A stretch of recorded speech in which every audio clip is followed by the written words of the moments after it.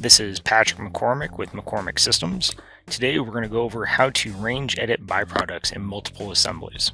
The first thing we need to do is find a group of assemblies that we want to change, like my receptacles, and the byproduct that we want to change out, like the boxes. Now to go through and range edit, you simply right click, select range edit byproducts, and now this window here pops up for you. The next step is very simple. All you do is tell it where you want to begin and which assembly you want to end at. You can also pick to add, swap, or delete. I'm going to pick swap. And now I've picked my boxes. Knowing that's the byproduct that I want to swap out, I next need to figure out which one I want to swap it out with.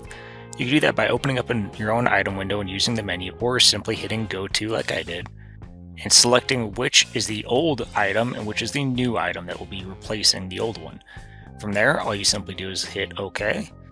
As we can see, all of the assemblies here have now been swapped out from the old box to the new box. And that is all it takes to range edit byproducts in multiple assemblies at the same time. Thank you for viewing today. If you want to see more of McCormick Systems, you can either call the number on the screen or click the link to schedule a demonstration.